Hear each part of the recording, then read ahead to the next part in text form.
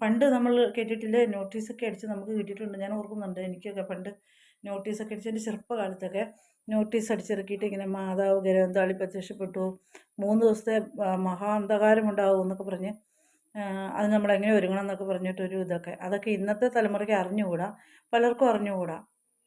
ആ അന്ധകാരത്തിൽ നമ്മൾ കതകടച്ച് അകത്തിരിക്കണം, ജനലൊക്കെ ഭദ്രമായിട്ട് അടച്ചിട്ടുണ്ടാവണം, പുറത്തോട്ട് നോക്കാൻ പാടില്ല. പുറത്തുനിന്ന് നമ്മുടെ പ്രിയപ്പെട്ടവരുടെ സൗണ്ടിൽ, വളരെ നമുക്ക് അടുപ്പമുള്ള പ്രിയപ്പെട്ടവരുടെ സൗണ്ടിൽ അവർ സംസാരിക്കും, വിളിക്കും. തന്നെയല്ല, എന്തോ അപകടത്തിൽപ്പെട്ട പോലെ എന്നെ രക്ഷിക്കണേ രക്ഷിക്കണേ എന്നുള്ള ബഹളങ്ങളൊക്കെ ഉണ്ടാകും. ഒരുപക്ഷെ നമ്മുടെ പ്രിയപ്പെട്ടവർ, ഏറ്റവും പ്രിയപ്പെട്ട ഒരാളുടെ സൗണ്ടിലായിരിക്കാം വരുന്നത്. അപ്പം നമ്മൾ അതൊന്നും മൈൻഡ് ചെയ്യാൻ പാടില്ല, പ്രാർത്ഥനയിലായിരിക്കണം.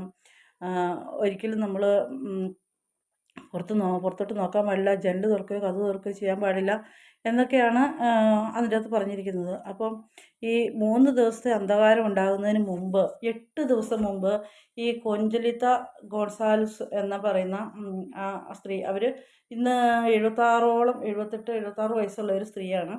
അവർക്ക് മാതാവ് പറഞ്ഞിട്ടുണ്ട്, അതിന് മുമ്പ് അവർക്ക് മുന്നറിയിപ്പ് കിട്ടും, 8 ദിവസം മുമ്പ്. ആ മുന്നറിയിപ്പ് അവർ നമ്മളോട് പറയും, നമ്മളറിയുകയും നമുക്ക് അത് കാണുകയും ചെയ്യാം. അപ്പോൾ അതുവരെ ഒരു വ്യാഴാഴ്ച ദിവസമായിരിക്കും അത് ഈ സംഭവിക്കുക, മഹാന്താരം ഉണ്ടാകുന്നതെന്നാണ് പറയുന്നത്. അപ്പോൾ നമ്മൾ നോക്കി ഇരിക്കെ തന്നെ നമ്മൾ ഇല്ലാതെയായി പോകുന്ന സംഭവമാണ്. അതായത് ഇരുട്ടത്തേക്ക് നമ്മൾ നോക്കി, നമ്മൾ വിളിച്ചു, നമ്മൾ പിന്നെ ഇല്ല, നമ്മളെ പിശാച് കൊണ്ടുപോകും.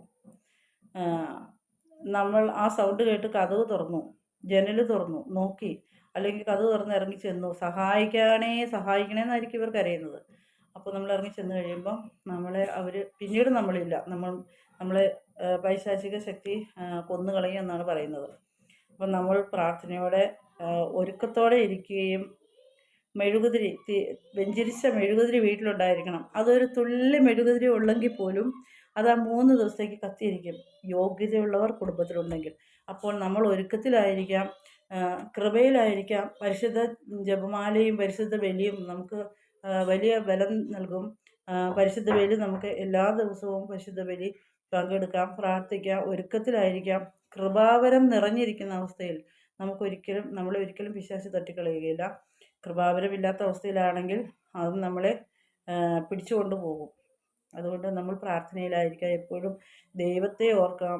ഭൂമിയിലെ പ്രലോഭനങ്ങളും അശുദ്ധിയും നമ്മളെ സ്പർശിക്കാതിരിക്കട്ടെ. സ്നേഹത്തോടെ, സഹകരണത്തോടെ, എല്ലാവരോടും സ്നേഹത്തോടെ പെരുമാറി, വൈരാഗ്യം, വെറുപ്പ്, വിദ്വേഷമെല്ലാം ഉപേക്ഷിച്ച് നമ്മൾ വിശുദ്ധിയിലായിരിക്കാം. ഇപ്പോൾ നമ്മൾ വിശുദ്ധിയിലായിരിക്കുകയാണെങ്കിൽ നമ്മൾ ഒരിക്കലും പിശാചിനെ